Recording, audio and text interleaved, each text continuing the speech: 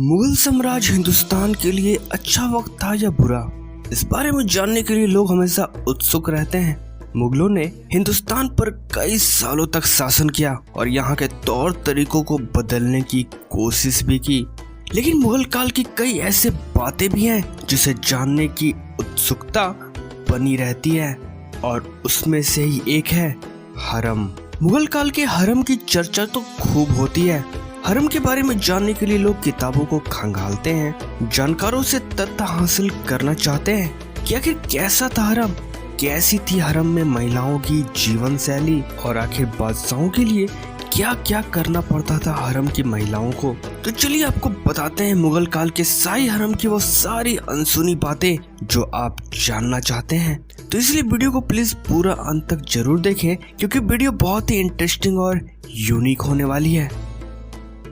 हरम यानी कि शाही महिलाओं के रहने का एक अलग स्थान, जहां पर पुरुषों को जाने की इजाजत नहीं थी। प्राचीन काल से इसका जिक्र हमें समकालीन स्रोतों में मिलता है।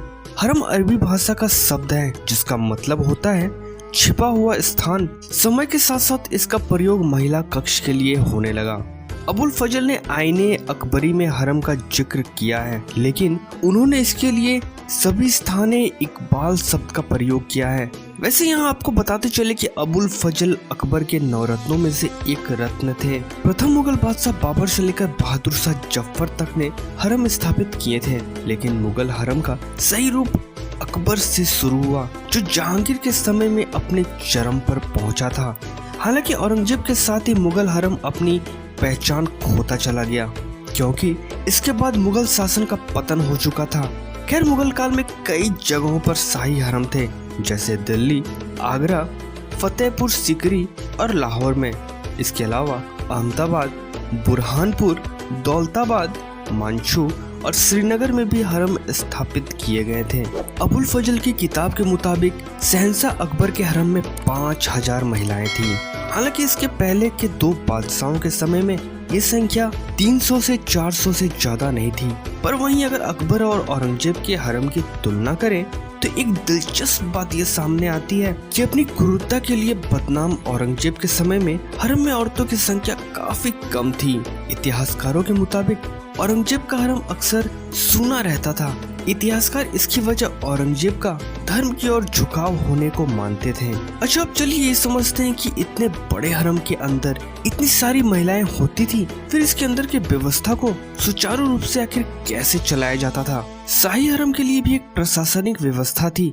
इस व्यवस्था के लिए ज्यादातर महिलाएं होती थी। हरम की सुरक्षा को लेकर अकबर ज्यादा संजीदा रहते थे, क्योंकि बादशाह खुद हरम में सोने के लिए जाते थे, वहीं खाना भी खाते थे। यहाँ की कार्य प्रणाली एक विभाग की तरह होती थी।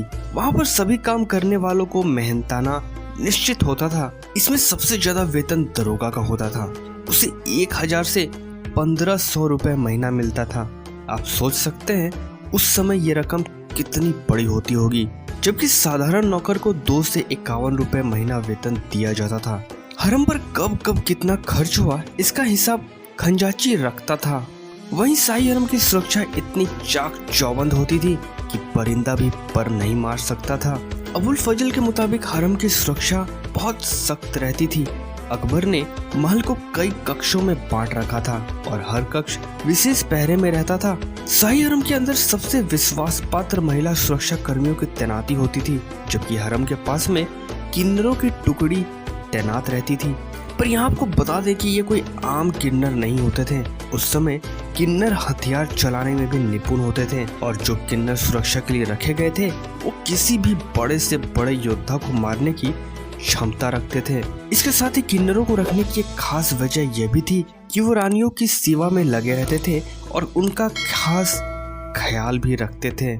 हरम के सबसे बाहरी घेरे में विश्वास पात्र पहरेदारी करते थे, जबकि उनके आगे प्रवेश द्वार पर द्वारपाल होते थे। हरम की दीवारों के बाहर एकल सिपाही और दूसरी सैन्य टुकड़ी गश्त लगाया करती थी। इनके अलावा अकबर खुद भी हरम की निगरानी रखते थे।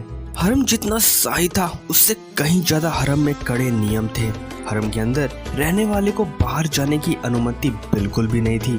अगर किसी वजह से बाहर जाना भी पड़े तो उन्हें पर्दा रखना जरूरी होता था। हालांकि हरम के अंदर किसी भी चीज की कमी तो नहीं थी, कई आराम देने वाली सुविधाएं थी। यूरोपियन यात्री ब्रनियर और मानुची ने भी अपनी रचनाओं में शाही सुविधाओं का जिक्र किया है। उनकी रचनाओं के मुताबिक हरम के अंदर मौजूद महिलाओं को शाही सुविधाएं मिलती थी।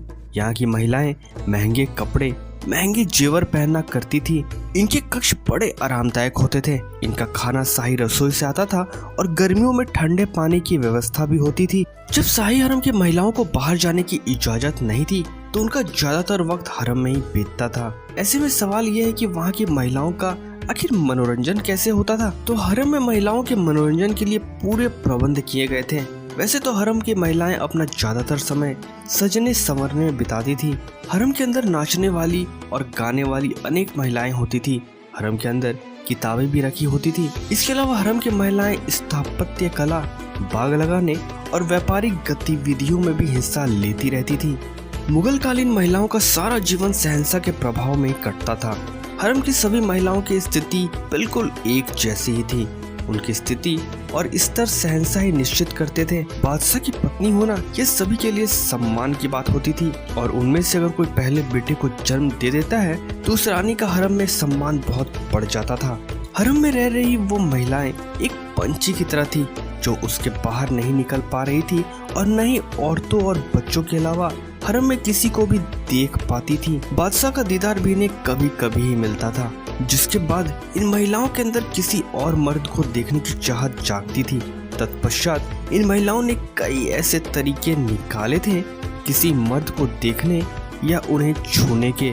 जैसे हरम में महिलाओं की तबीयत खराब होने पर सिर्फ चिकित्सकों को ही अंदर जाने की अनुमति होती थी।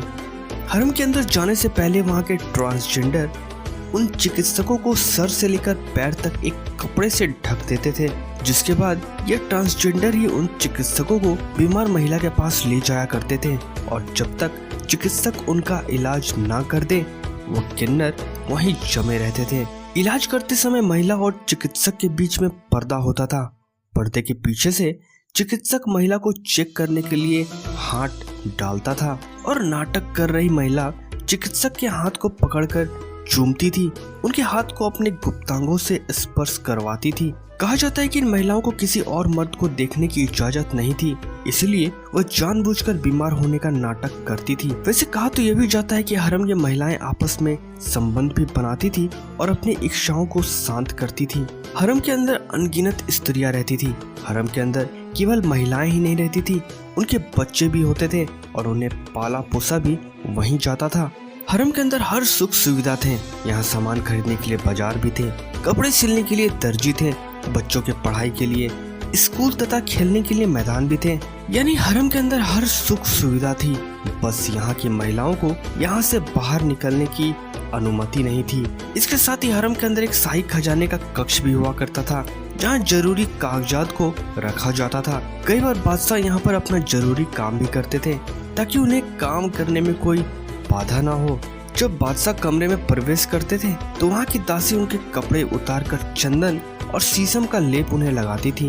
वहीं दूसरी ओर कुछ दासियाँ बादशाह को रेशम के पंखों से हवा करती थी तो कुछ गुलाब के पत्तों का छिड़काव करती थी। साथ ही साथ कुछ दासियाँ बादशाह को शराब का सेवन भी कराती थी। इसके बाद अगर बादशाह को उन दासी में से कोई पसंद आ जाती थी तो वो अपनी पत्नी को छोड़ उन दासियों के साथ पूरी रात बिताते थे। हरम में इतनी सारी महिलाएं आखिर कैसे आती थी? क्या हरम की सारी महिलाएं बादशाह की बेगम होती थी या उनमें से दासी और रखेले भी होती थी? आखिर इतनी सारी महिलाओं में कैसे डिसाइड होता था कि आज बादशाह के साथ रात कौन बिताएगा? ऐसी और भी कई सारी बातें रह गई हैं जो मैं इस वीडियो के नेक्स्ट पार्ट में आपको बताऊंगा। बिकॉज आज की वीडियो थोड़ी लंबी हो गई है, इसलिए सेकंड पार्ट इस वीडियो का बहुत ही इंटरेस्टिंग होने वाला है।